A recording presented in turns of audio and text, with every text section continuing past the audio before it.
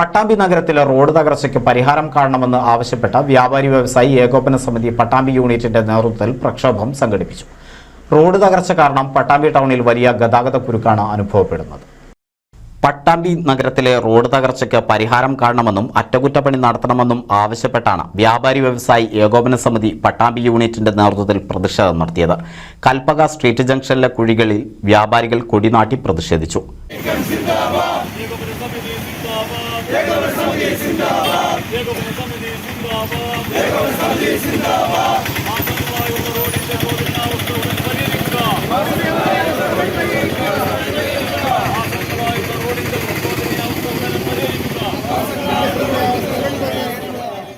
Road തകർച്ചയ്ക്ക് പരിഹാരം കാണണമെന്നും ഉടൻ അറ്റകുറ്റപ്പണി നടത്തണമെന്നും വ്യാപാരികൾ ആവശ്യപ്പെട്ടു. ഏകോപന സമിതി വൈസ് പ്രസിഡന്റ് ബാബു കുടുംബിനി ധർണ ഉദ്ഘാടനം ചെയ്തു.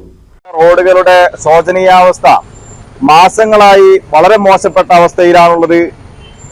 ഈ അവസ്ഥക്ക് ഒരു മാറ്റം വരുന്നത് അധികാരികളുടെ ഭാഗത്ത് യാതൊരുവിധ നടപടികളും കാണുന്നില്ല എന്നുള്ളതിന്റെ അടിസ്ഥാനത്തിലാണ് ഇന്ന് കേരള വ്യാപാരി വ്യവസായി ഏകോപന സമിതിയുടെ പട്ടാമ്പി യൂണിറ്റ് ഒരു പ്രതിഷേധ സമരവുമായി രംഗത്തെത്തിയിട്ടുള്ളത്. ഇത് പട്ടാമ്പിയിലെ ആകെ നാട്ടുകാരുടെ വിഷയമാണ്. കച്ചവടക്കാരിൽ മാത്രം ഒതുങ്ങുന്ന ഒരു ബുദ്ധിമുട്ടല്ല ഇത്. ഇവിടെ ഇപ്പോൾ ഏതാനും നിമിഷം മുന്നേ ഒരു ആംബുലൻസ് കടന്നുപോയി. പട്ടാമ്പിയുടെ രണ്ടറ്റത്താണ് 2 ഹോസ്പിറ്റലുകൾ ഉള്ളത്.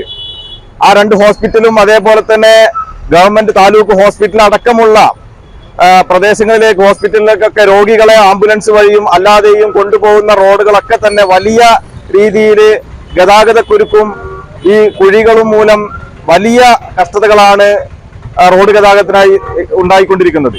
പട്ടാമ്പി യൂണിറ്റ് മുൻ പ്രസിഡന്റ് സിദ്ദിഖ് പത്രാസ് അധ്യക്ഷത വഹിച്ചു. അംഗങ്ങളായ സലീം, ഷെരീഫ്, മുജീബ്, ഹനീഫ തുടങ്ങി നിരവധി പേർ പങ്കെടുത്ത് സംസാരിച്ചു. NCV news Thrithala.